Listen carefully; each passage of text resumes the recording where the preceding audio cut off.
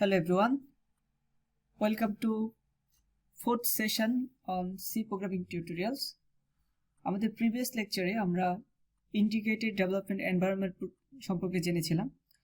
তো এটা ছিল আমাদের শেষ স্লাইড। আমরা যদি এরপর থেকে আজকে শুরু করি, আমাদের তিনটা বেসিক টার্মিনোলজি আমাদের জানা লাগবে, যেগুলো আমাদের পরবর্তী প্রোগ্রামিং লাইফে খুবই বেশি কাজে আসবে।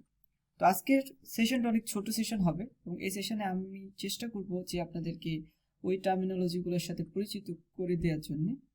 তো আমাদের প্রথম যে পার্টটা আছে সেটা হচ্ছে অ্যালগরিদম, এরপরে ফ্লোচার্ট দেখব, এরপর হচ্ছে সুডোকোড দেখব। তো আমরা কম্পিউটার প্রোগ্রামিংয়ের ক্ষেত্রে এই অ্যালগরিদম, ফ্লোচার্ট এবং যে সুডোকোড, এই তিনটা জিনিস খুব বেশি ইউজ করি এবং এগুলো আমাদের অ্যাজ এ প্রোগ্রামার আমরা যখন কোনো একটা প্রোগ্রাম ডিবাগ করব বা কোনো একটা প্রোগ্রাম যখন নতুন করে স্ক্র্যাচ থেকে শুরু করব, তখন কিন্তু আমাদের জন্য খুবই এফিশিয়েন্সি বাড়ানোর জন্য এগুলো খুবই কাজে আসে। এখন আমি যদি শুরু করি অ্যালগরিদম দিয়ে, তো অ্যালগরিদমটা হচ্ছে আমাদের প্রোগ্রামিং ভাষায় যে কিছু সেট অফ রুলস, যেগুলো কি করবে আমাদের কোনো একটা প্রোগ্রামের ইনপুট থেকে শুরু করে প্রোগ্রামের যে আমি আউটপুট জেনারেট করব, এর মাঝে কিভাবে প্রোগ্রামটা অপারেট করবে সেগুলা ডিসাইড করবে। অর্থাৎ অ্যালগরিদম হচ্ছে একটা স্টেপ বাই স্টেপ প্রসিজার, যে স্টেপগুলো আমি একে একে যদি ফলো করি, আমি ইনপুট থেকে শুরু করে একবার আউটপুট পর্যন্ত পুরো টাস্কটা কিন্তু আমি শেষ করতে পারবো। এটাকে অনেকেই যেটা বলে যে একটা সিকোয়েন্স অফ ইনস্ট্রাকশন, অর্থাৎ আমি অনেকগুলো ইনস্ট্রাকশন দিব। মনে করেন আমি বললাম যে আমি এখান থেকে শুরু করে আমি ঢাকার কোনো একটা জায়গায় যাব, তাহলে আমার এখান থেকে প্রথমে কি করতে হবে, বাসা থেকে বেরোতে হবে, আমাকে কোনো একটা বাস অথবা সিএনজি নিতে হবে, নিয়ে আমাকে ওইখানে যেতে হবে। তো এই যে আমার একটা সিকোয়েন্স, যে আমি একটার পর একটা কাজ করব, এটাকে আমি যখন সুন্দরভাবে একটা স্পেসিফিক ওয়েতে লিখছি, তখন এটাকে আমি বলছি অ্যালগরিদম। তো আমাদের অ্যালগরিদমের তাহলে কাজ কি?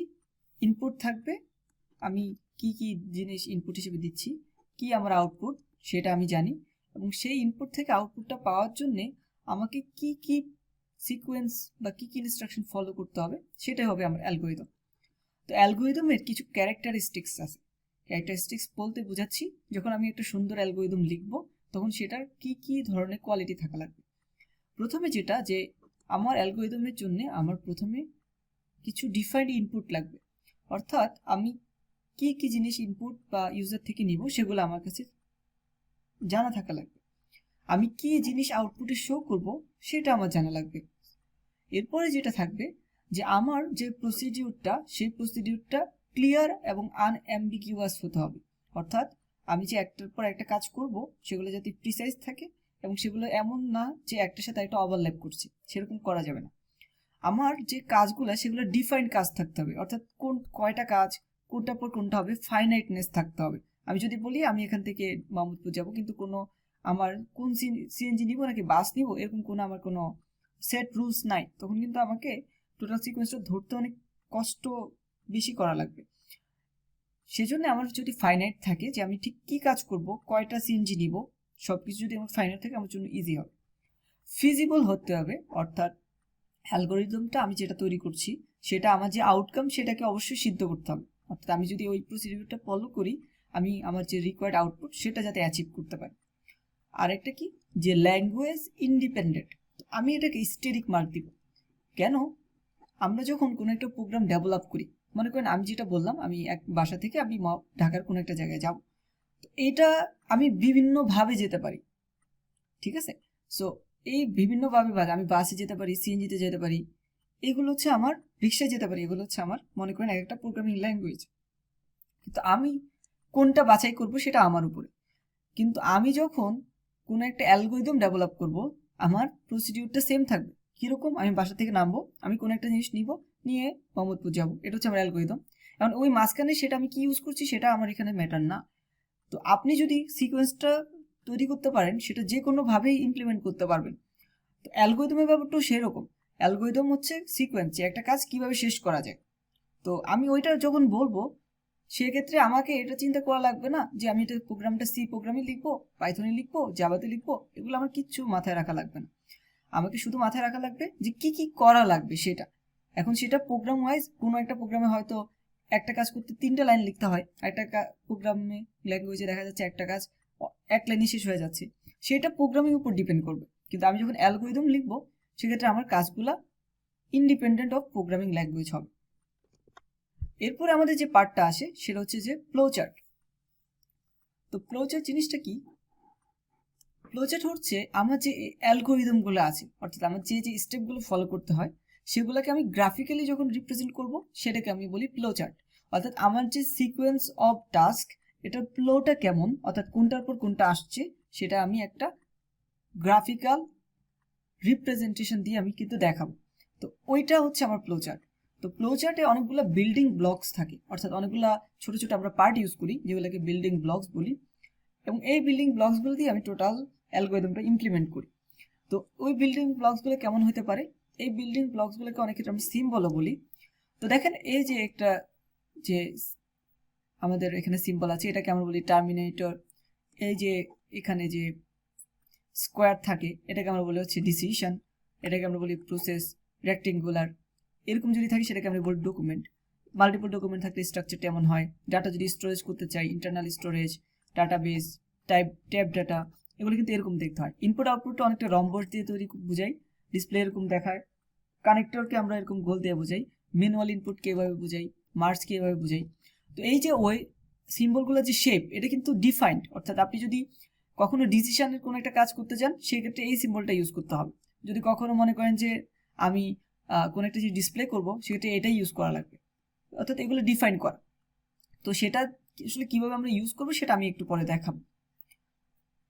তো এরপরে আমাদের যে পার্টটা সেটাকে আমরা বলি হচ্ছে সুডোকোড।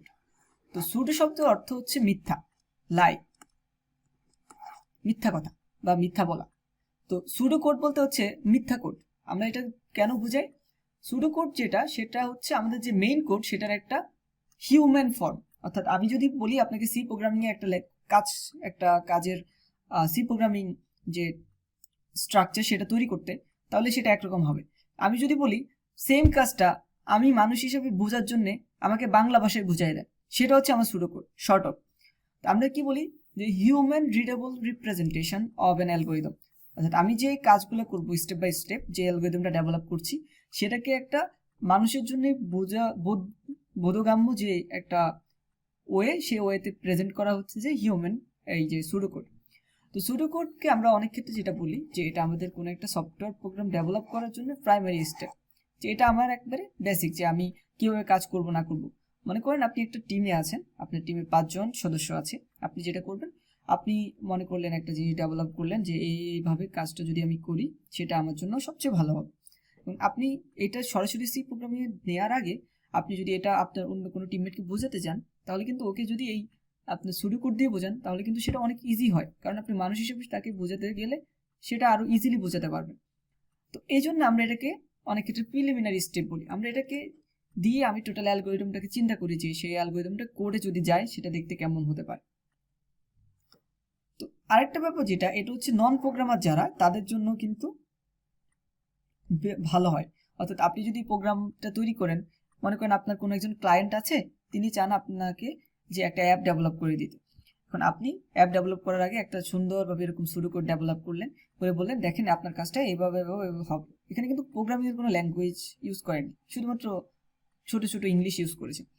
এখন উনি যদি কোনো প্রোগ্রামার নাও হন, উনি কিন্তু ওইগুলো দেখে যাতে বুঝতে পারে যে আসলে কি কি হচ্ছে। তো এই জন্য সুডোকোডটা ইম্পর্টেন্ট। তো 3টা জিনিস একসাথে যদি আমরা ইমপ্লিমেন্ট করি জিনিসটা দেখতে কেমন হয়? মনে করেন আমাদের একটা টাস্ক দেওয়া হলো, টাস্কটা কি? টাস্কটা হচ্ছে যে 2টা নাম্বারের যোগফল বের করার জন্য, এটা হচ্ছে আমাদের কাজ। তো আমি প্রথমে যদি অ্যালগরিদম সাজাই, বললাম কি অ্যালগরিদম হচ্ছে সিকোয়েন্স অফ ইনস্ট্রাকশন অথবা স্টেপ।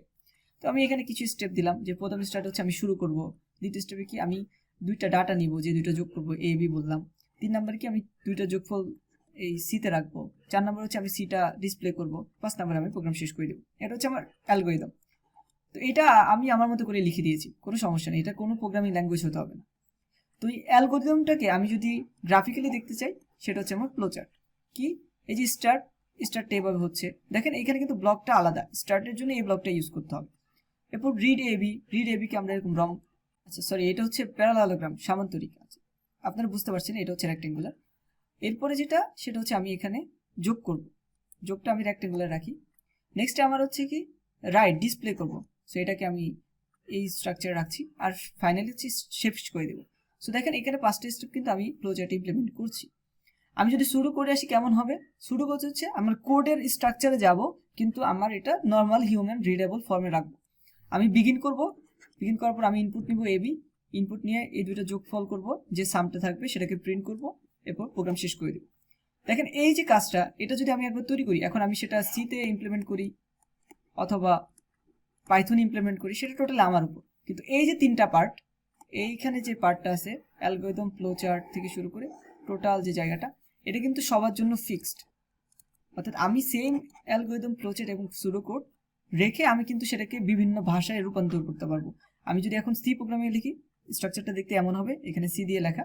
যদি অন্য কোনো প্রোগ্রামিং ইউজ করতে চাই সেটাও আমি করতে পারবো। তো আমরা সবসময় চেষ্টা করব প্রত্যেকটা যে প্রবলেম থাকে সেই প্রবলেমগুলো দেখার আগে এই 3টার ভিতরে অ্যাটলিস্ট অ্যালগরিদম এবং ফ্লোচার্ট এই 2টা জিনিস যাতে আমরা অন্তত আগে তৈরি করতে পারি, নিজেরা ডেভেলপ করতে পারি, অথবা সুডোকোড অথবা এবং ফ্লোচার্ট, অথবা যে কোনো 3টা আপনার যেটা ভালো লাগে, অ্যাটলিস্ট একটা যদি আপনি করেন তাহলে কিন্তু আপনি মোটামুটি একটা আইডিয়া থাকবে যে আপনার মানে যে মেইন কোডটা সেই কোডটা কেমন হবে। এবং এই অ্যালগরিদম ডেভেলপ করাই আমি যদি বলি যে একটা প্রোগ্রাম লেখার 80% এর মতো আমাদের মেইন কাজ। আমি যদি একবার অ্যালগরিদমটা সুন্দরভাবে সাজাতে পারি, প্রোগ্রাম লেখা কিন্তু খুব একটা কঠিন না। প্রোগ্রাম টু প্রোগ্রাম আপনার কিছু সিনট্যাক্স চেঞ্জ হয়, সেটা হয়তো আপনি হেল্প নিয়ে করে ফেলতে পারবেন। কিন্তু অ্যালগরিদমটা ডেভেলপ করা এবং অ্যালগরিদমটা কত সফিস্টিকেটেড সেটার উপরেই কিন্তু আপনার টোটাল সফটওয়্যার যদি বানান সফটওয়্যারের পারফরমেন্স সব কিছু ডিপেন্ড করবে। তো এই 3টা জিনিস জানার পরে আমরা ready to go on to next step. তো আমরা আগামী লেকচার থেকে সরাসরি ইনশাল্লাহ সি প্রোগ্রামের কাজ শুরু করব। আমরা দেখবো যে সি প্রোগ্রামিং এর বেসিক যে কনসেপ্টগুলা, ভেরিয়েবল কিভাবে ডিক্লেয়ার করে, কি ধরনের ভেরিয়েবল থাকে, কি ধরনের আমার ইনিশিয়াল থাকে, সব কিছু আমরা কিন্তু দেখব। তো ধন্যবাদ সবাইকে, and I will see you on the next one.